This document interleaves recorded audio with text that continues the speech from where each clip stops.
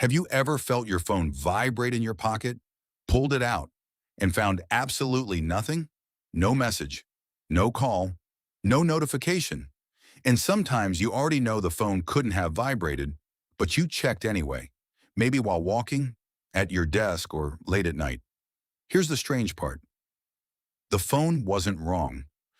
Your brain was convinced that something had happened. That tiny mistake reveals how your brain has learned to expect the digital world.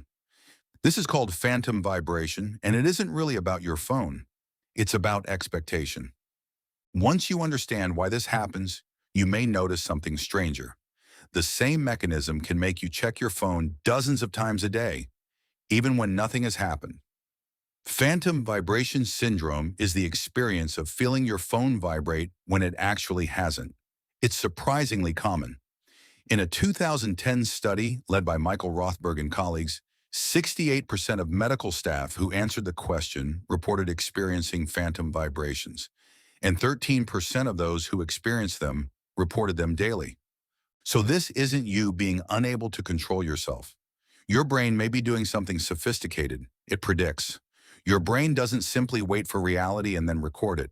It uses previous experience to interpret what might happen next. Imagine someone brushing against your leg while your phone is in your pocket. Your clothes move. Your skin shifts. Your brain might normally ignore the sensation, but after carrying a smartphone thousands of times, your brain has learned that sensation might mean something important. Sometimes the prediction arrives before the signal. You feel a vibration that never happened. But why do you check? You feel something. Your brain asks, was that my phone? You check. Maybe there's a message. Maybe there isn't. But occasionally there is. The habit becomes powerful because the reward is unpredictable. A notification might bring information, approval, entertainment, opportunity, or relief from boredom. So your brain doesn't need to know that a message is coming. It only needs to know, maybe, and maybe is enough.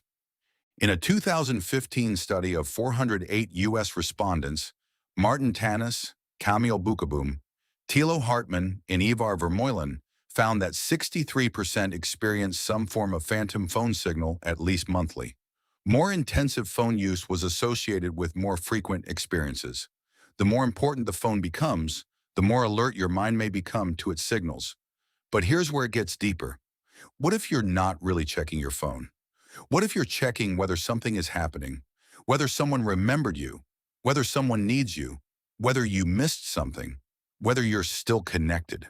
A blank screen contains no information, yet we keep asking it questions. Sometimes we don't want another notification. We want reassurance that we haven't been forgotten. Here, the external notification almost becomes irrelevant. In a meeting, nothing happened. You check. Watching television, nothing happened. You check. Waiting for coffee, nothing happened. You check. Eventually, you may not even notice. Your expectation is demanding your attention. And that's why turning off notifications may not solve everything. You've removed the sound, but not the prediction. So how do you retrain it? The good news, this isn't a character flaw. Humans have practiced interrupting automatic reactions for centuries. The Stoics used Prosoche, deliberate attention, noticing what is happening before being carried away by it. There's a tiny space between I felt something and I need to check. That space is where your freedom begins. Buddhist practice offers a similar principle through Sati, mindful awareness. Notice the sensation, thought, and urge, but don't become the urge. The Bhagavad Gita offers Nishkama Karma, acting without becoming psychologically enslaved to the outcome. Every time you check, you act because you want to know. You refresh because you want an answer. You look because you want uncertainty to disappear. But what if uncertainty doesn't always need to be removed? What if it can simply be experienced? That's the skill we'll practice, retraining what happens next. The 5-step phantom vibration reset. Step 1, name the phantom. When you feel a vibration and discover nothing happened, don't say, why am I so distracted? Say, my brain generated a prediction. You're no longer saying, I need to check. You're saying, I noticed an urge to check. That tiny difference creates distance, and distance gives you a choice. Step 2, delay the check. When the urge appears, wait 10 seconds, not 10 minutes, just 10 seconds. Take one breath, feel the sensation. Let the uncertainty exist. Don't immediately make it disappear.